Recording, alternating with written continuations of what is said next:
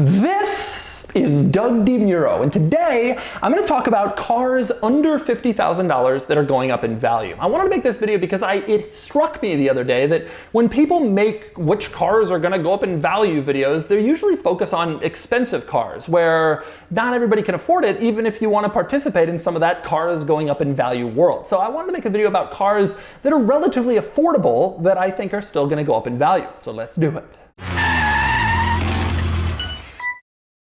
Before I get started, be sure to check out Cars and Bids, which is my enthusiast car auction website for cool cars from the modern era, now with free listings. You can list your car for free and auction it on Cars and Bids. And we've had some great sales recently, including this beautiful B8 Audi S4 in Nogaro Blue, which sold for $38,500, this fantastic Tesla Roadster, which sold for more than $86,000, and this wonderful Lexus LS430 Ultra Luxury, which brought over $30,000. If you're looking to buy or sell a cool enthusiast car from the modern era, the 1980s and up, Cars and Bids is the place to do it. Check it out at carsandbids.com.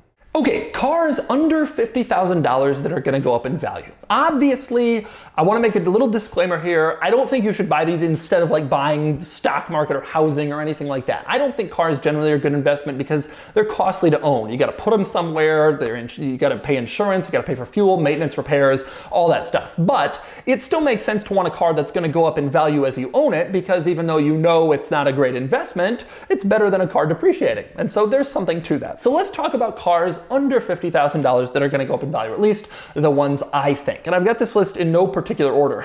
I'm just going to kind of talk. So here's what I got. Okay, first off, the Dodge Viper, specifically the first and second gen Dodge Vipers. That was the original, came out in 92 and was sold through 95, then the second gen was 96 to 02.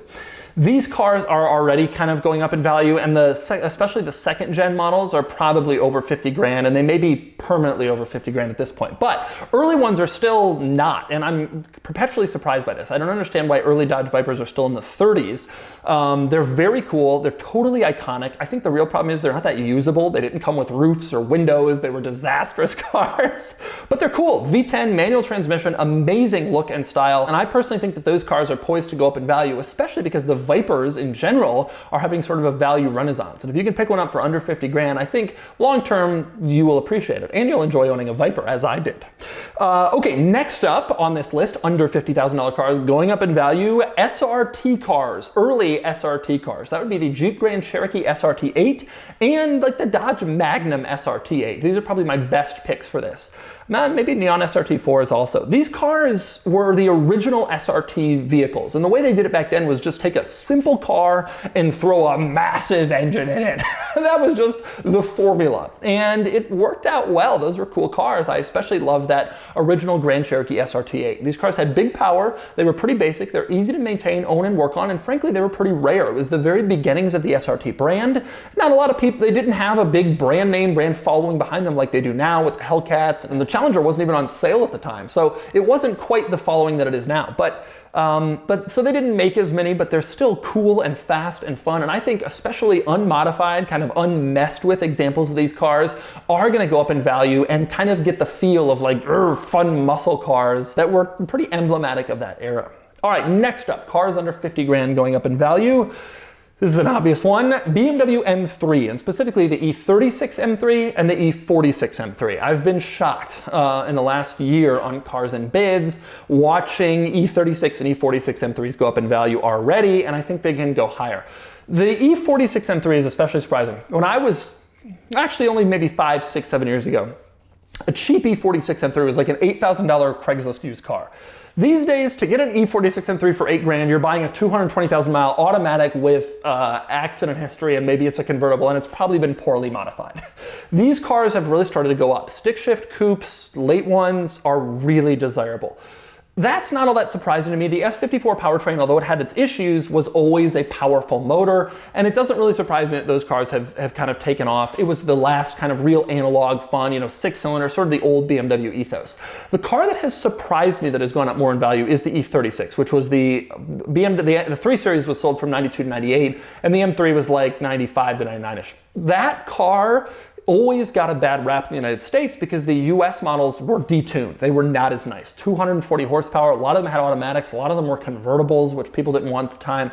And so as a result, those M3s were not, they were kind of languishing in the $10,000 to $15,000 range for a long time. That is no longer true. Those cars have really started to pick up in value. They've really started to come up, and I can see them going higher and higher. I think as modern cars come out that are more automatics, more hybrids, more electric, larger, people go back and look at these older cars and kind of nostalgize them, and those cars I think will continue to rise. The E36 especially has a long way to go because you can still pick nice ones up for 12 to 18 grand, but I don't think you'll be able to forever. Okay, next one. This is a car under 50,000 going up in value. Pretty clear to me, the E55 AMG, Mercedes. This is both versions of the E55 AMG. So that would be the W210, which was sold from 99 to 02, but also the W211, which was sold from 03 to 06. Those cars are great. They're excellent cars. I had both. I had an E55, the original one, 2001, and then I had a W210, but an E63. Those are amazing cars. And I think the E55 specifically are becoming especially desirable for a couple reasons. Number one, the powertrain is reliable. The M113 V8 is a well-known, reliable engine, and these cars used a variation of it with a little bit more power. Initially non-supercharged, it was like 360 horses from 99 to 02, and then they did a supercharged version with 469 horsepower, and that car is amazing. And I think what's happening is people are starting to get nostalgic for these 90s and early 2000s cars. People are starting to get nostalgic for early AMG cars before they went to turbos and popping exhausts and giant wheels.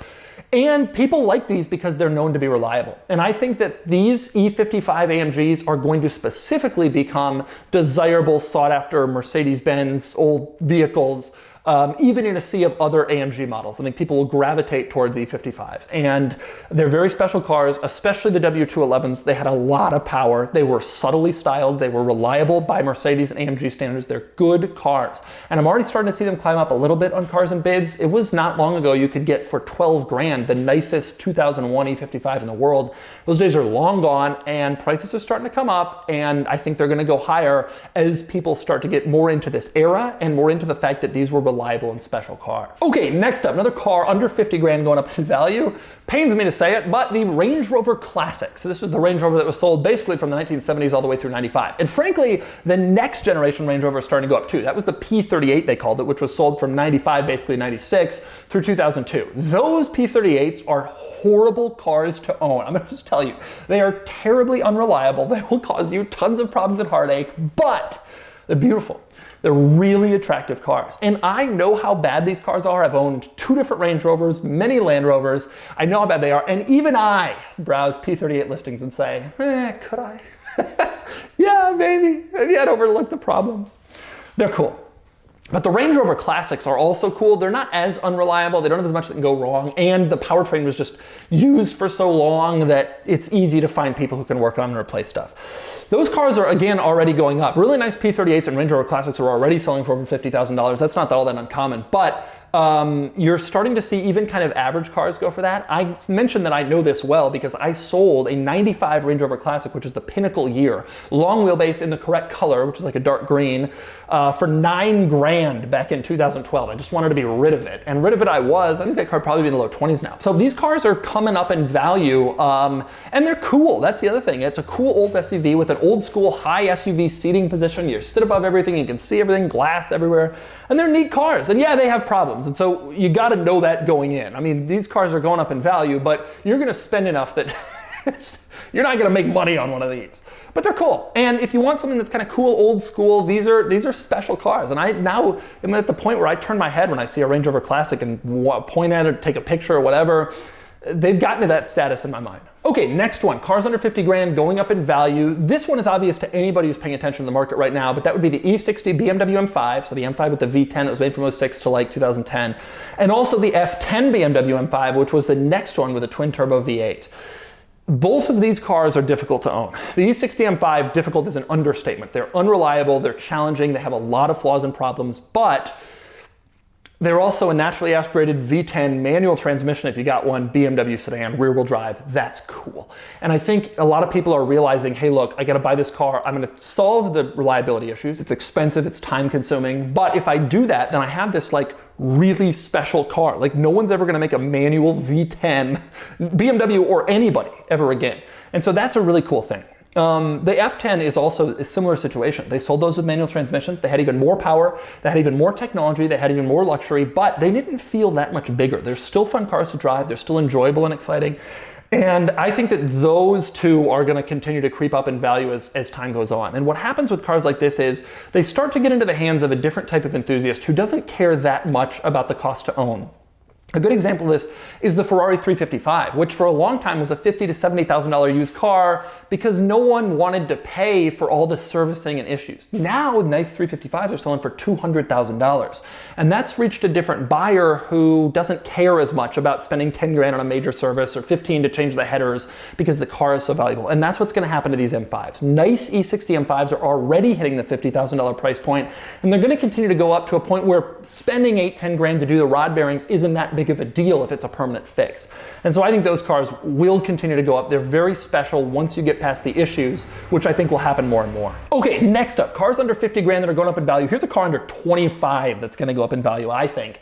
4th generation Toyota 4Runner. Mark my words. This is a car that nobody is paying attention to right now. So this is the 4Runner that came out in 2003 and went away in 2012, 2010, somewhere around there. This is the overlooked 4Runner. Everybody knows the original 2 4Runners are pretty cool. The 1st gen especially, everybody loves those. The 3rd gen is famous. It was the most reliable. They made 10 zillion of them. They're not very valuable unless you find a really nice one, but even then, they're not incredibly valuable, but they're everywhere and the car is famous. The current 4Runner, which is the 5th gen, is also famous because it's the TRD Pro and its cool off-road capabilities, and they did all the cool TRD Pro colors, and everybody knows about that. But nobody really discusses the 4th gen. It gets kind of a bad rap. For one thing, it was a little weird looking. It didn't quite have the same kind of macho styling as some of the others. It also kind of went a little more towards the family car and less towards the brawny SUV territory, but you could get these with a V8. The only 4Runner ever offered with a V8. So you get a V8 4-wheel drive. That's a special car, especially if you can find one with low mileage. And I'm seeing on cars and bids, these 4Runners should be more money. They just should. But the market, that's not where they are with the market. We're selling them for good money. Sellers are happy, buyers are happy, everybody's into it. But I'm looking at these thinking that car deserves more money. When you see what a 5th gen 4Runner goes for, these 4th gens are kind of under the radar. And I wouldn't be surprised long term if 4th gen 4Runners do creep up more than we might think because they're pretty cool, especially in that V8 4-wheel drive configuration. Okay, next up, cars under 50 grand going up in value. Here's an interesting one you might not be considering. Subaru WRX STI hatchbacks from the 2nd gen sold in the US. So that was like 2008 through 2014. Those cars are climbing. We're seeing them on cars and bids. They do incredibly well. Subaru has given up on the hatchback or wagon version of the WRX and the STI. They stopped making them after 14. They never have gone back, at least in the United States. They do still offer it in overseas, but it doesn't come here. And Subaru told me they got no plans to bring them here. So I don't think we're in too much of a danger of it coming. The cool thing about this car is that it was the end of the line and they did an STI version. So it was like 300 horsepower, turbo 4-cylinder. They were fast, fun cars and practical. And it was really the only way you could get a hot hatchback WRX, and it was the only way you could get a hot hatchback STI. And so this is kind of a cool car, and I think long term these are going to go up, especially because so many of them have been modified and questionably. Like, you know, the way they were modified when they were 5-6-year-old cars.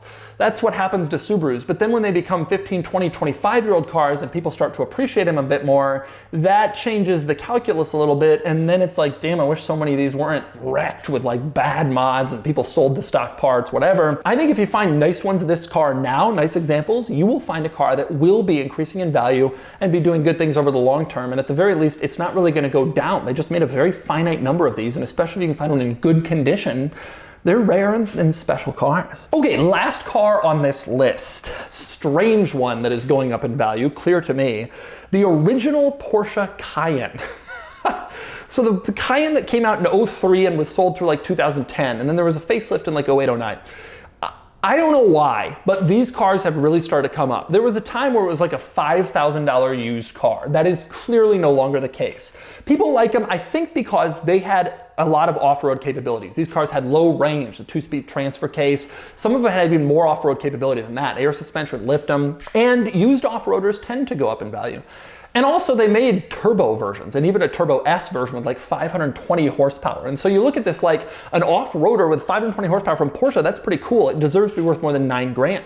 And people are starting to really pay up for these Cayenne Turbos, Cayenne Turbo S's, Cayenne GTS's, particularly manual transmissions, but even just regular Cayenne S's. And then people are doing off-road builds, which I think are incredibly cool. And I kind of see this market continuing to rise. It's the same thing that always happens with all other off-roaders, Land Cruisers and G-Wagons. They either level off and don't depreciate, or they kind of increase a little bit as off-roaders want them and they're hard to find nice ones. And I think that's going to continue happening in the Cayenne, which I can't believe I'm saying. That's a car I never thought would go up in value, but the market is proving me wrong. People are kind of coalescing around these early Cayennes. And the second gen Cayenne wasn't as off-road capable. It was a much better vehicle, but it couldn't do that. And so Porsche kind of left this market behind, and thus there's a finite pool of these off-roadable Cayennes, and a lot of people used them and drove them, and so finding a nice one is kind of getting harder and harder, which will send prices up for Cayennes, I guess. So there you go. There's my list of cars under $50,000 that I think are going to go up in value. There really are some. You don't have to spend $250,000 to get a car that I think might appreciate. Just remember, it won't appreciate like stocks or the housing market or many other investments you can make, but it's still better than losing money on a car, unless you get one of the Range Rovers I recommended, in which case you will lose money.